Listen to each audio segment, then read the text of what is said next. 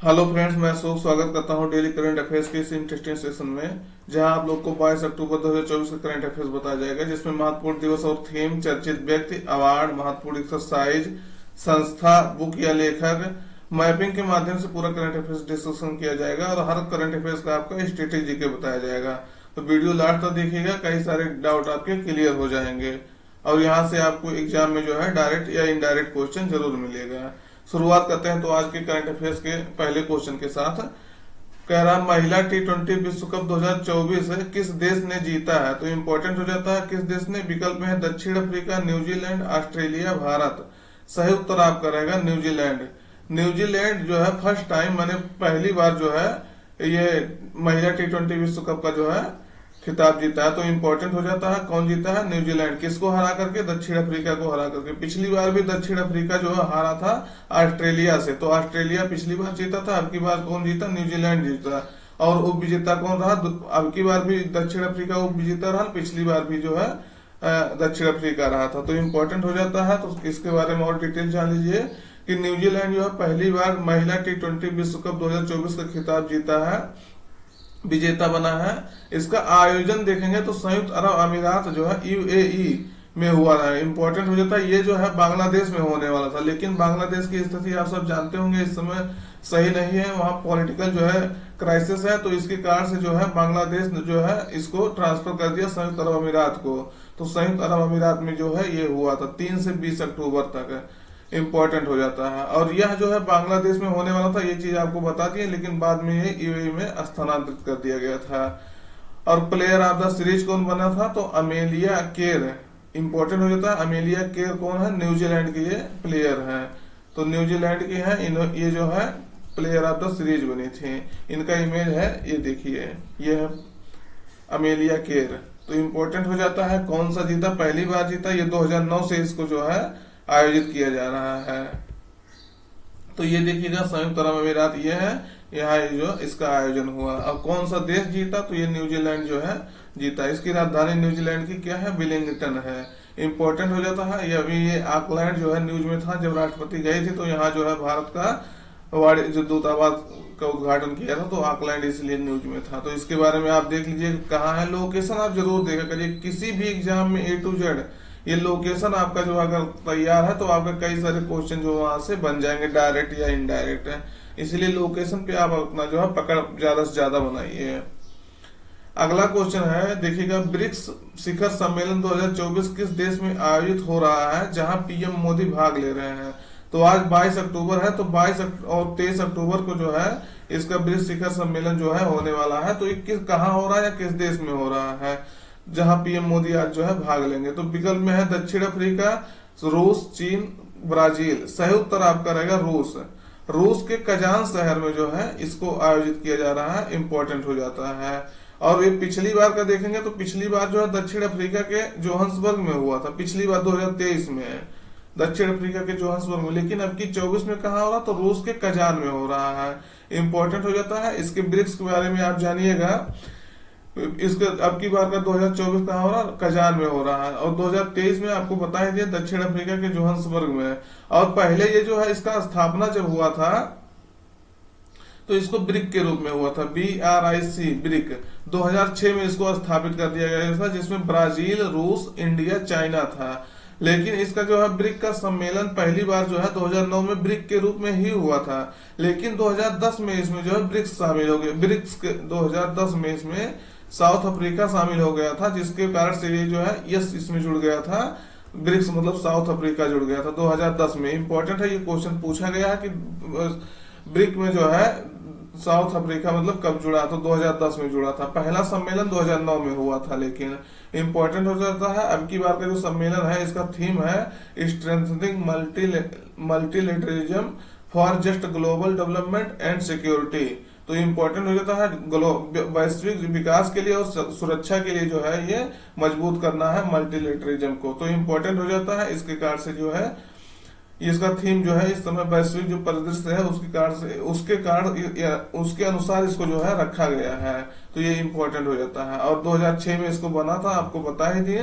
2009 में लेकिन इसका पहला सम्मेलन हुआ था। और पहला सम्मेलन कहाँ हुआ था आपको ये भी जानना है। पहला सम्मेलन कहाँ हुआ था? रूस में। इंपॉर्टेंट हो जाता है। 2009 का जो सम्मेलन हुआ था, ये चीज सब क्वेश्चन पूछा गया है। ये देखिएगा कजान यहाँ है, रूस का क्षेत्र है, मास्को से इधर थोड़ा सा, सॉरी मास्को से थोड़ा सा नीचे, और इधर कजान शहर है। तो यहाँ हो रहा है, इसको आप याद रखिएगा, क्वेश्चन जो है इंपॉर्टेंट हो जाएगा, क्योंकि प्रधानमंत्री भाग ले रहे हैं। उसके बाद जो है ये काफी न्यूज में है। अभी इसके पहले जो है एससीओ का शिखर सम्मेलन हुआ है। तो ये एससीओ का जो है शिखर सम्मेलन, वैश्विक शिखर सम्मेलन उस तरह से नहीं होगा जो हर साल में होता है। ये जो है हेड ऑफ गवर्नमेंट्स का सम्मेलन है, जो अभी कहा हुआ इस्लामाबाद में, जहां विदेश मंत्री भाग लिए थे। और इसको इसलिए बता रहे हैं, एससीओ का आपका संघाई शिखर सम्मेलन होता है, तो इसका हेडक्वार्टर कहाँ है? आप बीजिंग में पढ़ते हैं, संघाई में नहीं पढ़ते हैं।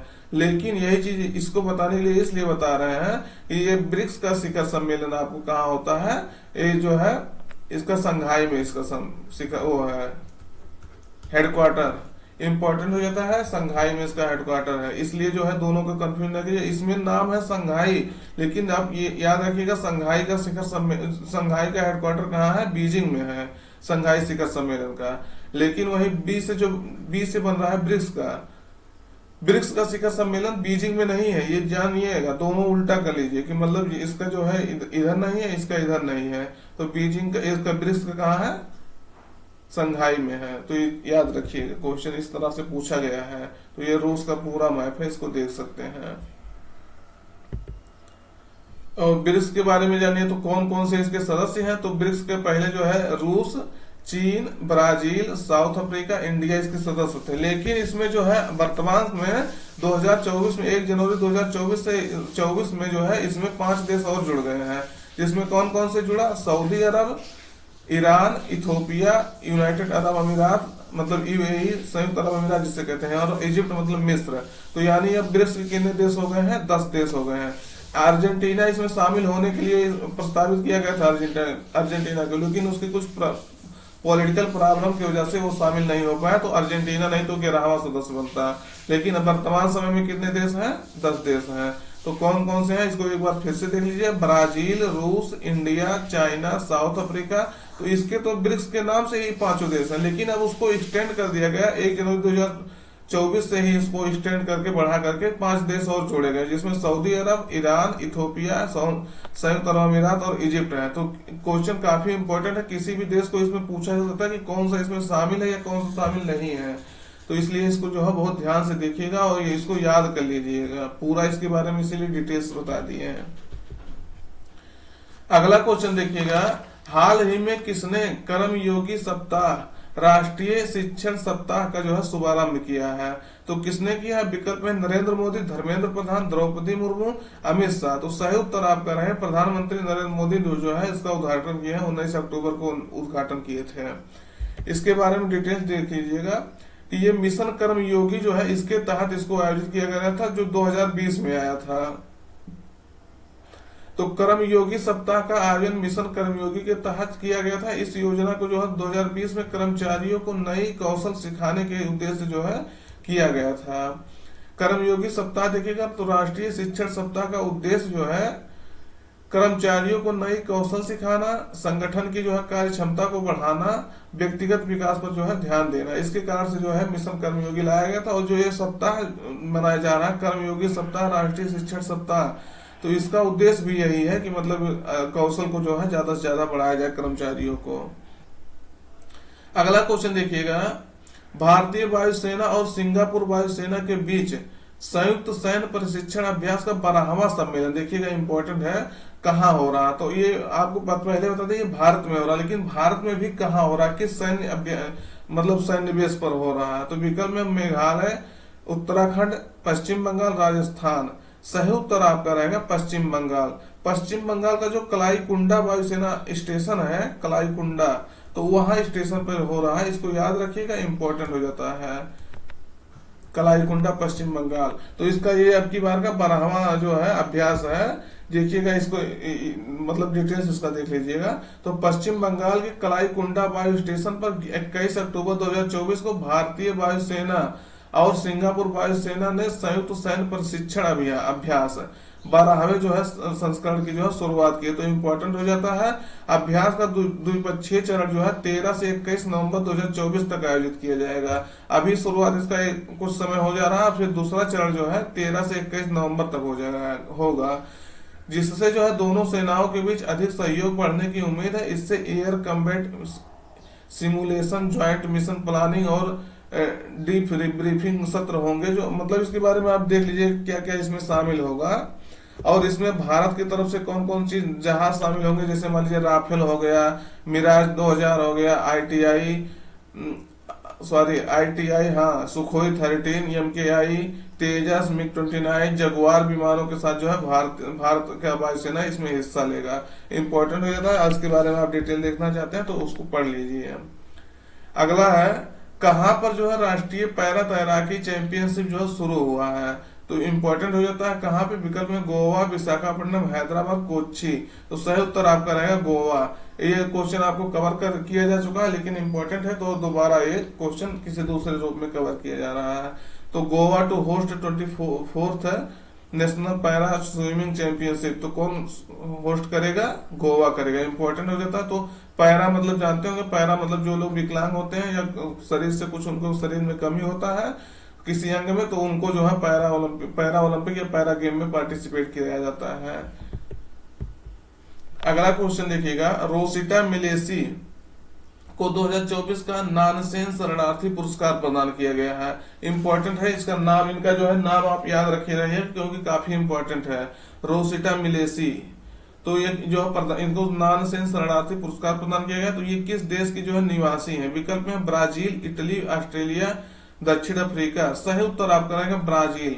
ब्राजील की जो है ये इन्हें सिस्टर नन कहा जाता है, सिस्टर नन है ये, और इनको जो है 2024 का नानसेन शरणार्थी पुरस्कार प्रदान किया गया है। तो इसके बारे में डिटेल इमेज आप देख लीजिए, इमेज ये है जो व्हाइट पहने हैं, तो इनके बारे में डिटेल देख लीजिएगा। इन्हें यह सम्मान जो है ब्राजील में शरणार्थियों और प्रवासियों के अधिकारों और सम्मान की वकालत करने के लिए जो है प्रदान किया गया। इंपॉर्टेंट होता है। संयुक्त राष्ट्र शरणार्थी एजेंसी द्वारा जो है यह पुरस्कार 1954 से प्रदान किया जाता है। तो इम्पोर्टेंट हो जाता है 1954 से इसे प्रतिवर्ष दिया जा रहा है, और कम से कम इनका नाम आप याद रखिएगा, यह ब्राजील से संबंधित है। ये देखिएगा ये है। तो इन्होंने शरणार्थियों के संरक्षण के लिए, इनको बचाव के लिए काफी सारे काम किए हैं, इसीलिए इनको जो है ये अवार्ड दिया गया है। अगला क्वेश्चन देखिएगा, आयुर्वेद पर पहला अंतरराष्ट्रीय सम्मेलन का आयोजन जो है कहाँ किया गया। तो विकल्प में है आयुर्वेद पर, ये देखिएगा पहला है इसलिए, और उसके पहला अंतरराष्ट्रीय सम्मेलन है इसलिए जो है काफी इंपॉर्टेंट हो जाता है। तो कहाँ हो रहा है, विकल्प में हरिद्वार, बेंगलुरु, नई दिल्ली, शिमला। सही उत्तर आपका रहेगा नई दिल्ली। नई दिल्ली में इसको देख लीजिए, डिटेल्स ये है कि इस सम्मेलन का आयोजन जो है नई दिल्ली में किया गया। इसका उद्घाटन जो है भारत के CGI chief justice of India DY Chandrachud द्वारा जो किया गया है। इंपॉर्टेंट हो जाता है। ये भारत के 50वें चीफ जस्टिस ऑफ इंडिया है। 51वें का नाम घोषणा हो गया, संजीव खन्ना 51वें जो है चीफ जस्टिस होंगे, चीफ जस्टिस ऑफ इंडिया होंगे। तो याद रखिएगा इसको जो है अरोहा इसको कहा जा रहा है, advancement of research and global opportunity for holistic Ayurveda. इसके तहत जो है इसको आयोजित किया गया था। इस वर्ष का थीम है अब की बार का समग्र आयुर्वेद के लिए अनुसंधान में उन्नति और वैश्विक अवसर। तो इम्पोर्टेंट हो जाता है। इसका आयोजन कौन कराया, आयोजक मतलब कौन रहा, तो अखिल भारतीय आयुर्वेद संस्थान जो है इसको आयोजित किया। इंपॉर्टेंट हो जाता है। DY चंद्रचूड़ इसका उद्घाटन किए थे। अगला क्वेश्चन देखिएगा, इंपॉर्टेंट है क्वेश्चन। प्रबोवो सुबियांतो जो है, यह सुबियांतो किस देश के राष्ट्रपति का पदभार ग्रहण किया है। तो इंपॉर्टेंट हो जाता है। ये इनका इमेज है। तो ये किस देश के जो है राष्ट्रपति के रूप में चुने गए हैं। तो विकल्प में वियतनाम, इंडोनेशिया, दक्षिण अफ्रीका, ब्राजील। सही उत्तर आपका रहे इंडोनेशिया। इससे इंपॉर्टेंट हो जाता है। इंडोनेशिया के 8वें राष्ट्रपति के रूप में जो है पदभार ग्रहण किए हैं। इनके बारे में जो है ये जानिए इंडोनेशिया के बारे में। इंडोनेशिया जो है विश्व का सबसे अधिक मुस्लिम देश वाला जो है, मुस्लिम जनसंख्या वाला देश है। इंपॉर्टेंट हो जाता है। दूसरे नंबर पर पाकिस्तान है, तीसरे नंबर पर कौन है, अपना देश इंडिया है। तो ये इसको याद रखिएगा। इंडोनेशिया में पूरे विश्व में सबसे ज्यादा जो है मुस्लिम पाए जाते हैं। तो ये है पूरा इंडोनेशिया, द्वीपों का देश है। इसको सब लोग आप जानते होंगे। इसमें कौन कौन से द्वीप इंपॉर्टेंट है, इसको आप जाकर के मैप में एक बार देख लीजिएगा। यहाँ मेरापी नामक ज्वालामुखी है, तो 3 ज्वालामुखी है उसको देख लीजिएगा। मेरापी तो एकदम काफी चर्चा में हमेशा रहता है, इसका इरप्ट हमेशा होता रहता है कुछ कुछ समय पे। तो ये इसको जाके मैप में देखिएगा, वैसे ही देखिएगा कहाँ कौन कौन से इसके आसपास देश हैं। तो मलेशिया ये सब जो है, मलेशिया इधर देखिए, मलेशिया 2 भागों में, ये 2 भागों में बटा है। तो उसको मतलब जाके मैप में आप बढ़िया से देख लीजिएगा। इक्वेटर पर स्थित देश है। अगला क्वेश्चन है सागर कवच। सागर कवच जो है तटीय सुरक्षा अभ्यास है, तो इसका आयोजन कहाँ किया गया? तो विकल्प में है जो भारत के वायुसेना, भारत के जो है सॉरी कोस्ट गार्ड द्वारा किया जाता है तटीय सुरक्षा के लिए, लेकिन कहाँ किया गया है इसको? तो विकल्प में है गुजरात, दमन और दीव में, केरल लक्षद्वीप में, आंध्र प्रदेश पुडुचेरी में, और पश्चिम बंगाल अंडमान और निकोबार द्वीप समूह में। कहने मतलब आपको ये बताना है एक राज्य में हो रहा है, एक जो है केंद्र शासित प्रदेश में किया गया। तो कहाँ किया गया? तो सही उत्तर आपका रहेगा पहला, मतलब गुजरात राज्य और दमन और दीव जो है उसका केंद्र शासित प्रदेश है। लेकिन ये चीज आपको याद रखना है कि दादरा नगर हवेली और दमन दीव को मिला करके एक जो है केंद्र शासित प्रदेश बना दिया गया। ये चीज आपको ध्यान रखना है हमेशा। तो गुजरात और दमन दीव में जो है इसका क्या किया गया? अभ्यास किया गया। तो कौन करा रहा? कोस्ट गार्ड जो है कराया जा रहा है। इसका उद्देश्य है जो समुद्री और तटीय सुरक्षा तैयारियों को जो है और बेहतर बनाना। तो इम्पोर्टेंट हो जाता है। ये देखिएगा इस क्या है गुजरात, और यहाँ जो आप देखेंगे जस्ट 1 मिनट, ये देखिएगा दमन और दीव है। तो दमन और दीव याद रखिएगा, कम से कम इसका लोकेशन तो आप देख लीजिए कहाँ कहाँ है। तो ये जो है इम्पोर्टेंट हो जाता है इसलिए। अगला क्वेश्चन देखिएगा, लामलाई महोत्सव का आयोजन जो है कहाँ किया गया? इंपॉर्टेंट हो जाता है। लामलाई महोत्सव का आयोजन कहाँ किया गया?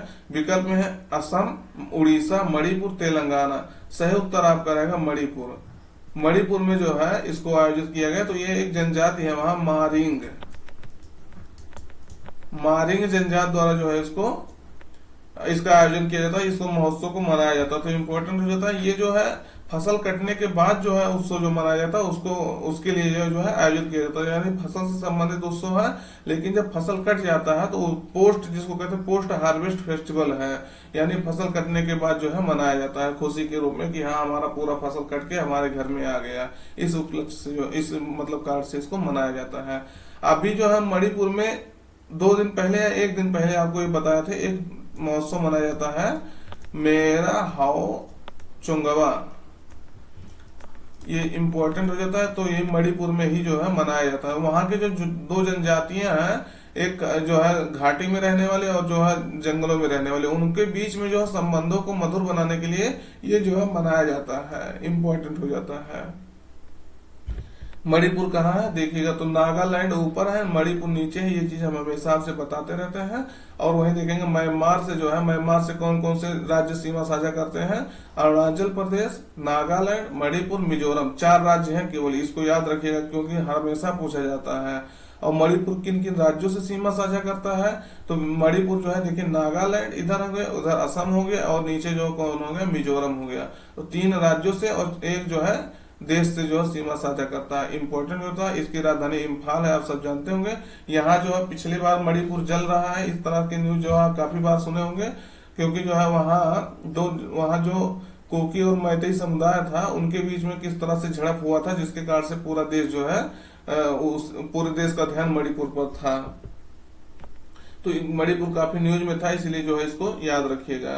अगला क्वेश्चन है, किस भारतीय को जो है चिरेटा वेंचर्स के Patrick J McGovern India lifetime achievement award 2024 से सम्मानित किया गया? तो आप कहेंगे इतना कठिन इसका नाम हुआ है तो कौन याद कर पाएगा। लेकिन तो जो है ये जानिए कि इसको जो है 2019 के साथ सीजीएल में ये क्वेश्चन पूछा गया है, तो इसलिए जो है इस क्वेश्चन को कवर किया गया है। तो इम्पोर्टेंट हो जाता है। तो किसको दिया गया है? विकल्प में है नारायण मूर्ति, शिव नादर, रतन टाटा, कैलाश सत्यार्थी। सही उत्तर आपका रहेगा नारायण मूर्ति। इम्पोर्टेंट हो जाता है। काफी बार ये जो है चर्चा में रहते हैं, कई सारे जो है फिलेंथ्रोपिक वर्क करते रहते हैं, तो इसके कारण से कई बार न्यूज में रहते हैं। तो इम्पोर्टेंट हो जाता है। इसको जो है क्वेश्चन ये पूछा गया तभी कवर किया गया, नहीं तो ये क्वेश्चन जो है थोड़ा टफ था लग रहा था क्वेश्चन देखने में ही। चिरेटा वेंचर्स के Patrick J McGovern India lifetime achievement से किसे सम्मानित किया गया? तो नारायण मूर्ति को। आज का सेशन ये देखिएगा नारायण मूर्ति है। आज का सेशन यहीं तक रखते हैं। सेशन कैसा लगा कमेंट करके जरूर बताइएगा। जो क्वेश्चन आपसे पूछा जा रहा है उसको जो है कमेंट के माध्यम से आप अपना बता सकते हैं, और ये एक बार बताने के बाद ये पूरा आप हमेशा के लिए याद हो जाएगा, जान लीजिएगा। और लाइक कर दीजिएगा अगर आपको पसंद आ रहा हो, और पहली बार अगर सेशन देख रहे हैं तो सब्सक्राइब कर लीजिएगा। तो मिलते हैं नेक्स्ट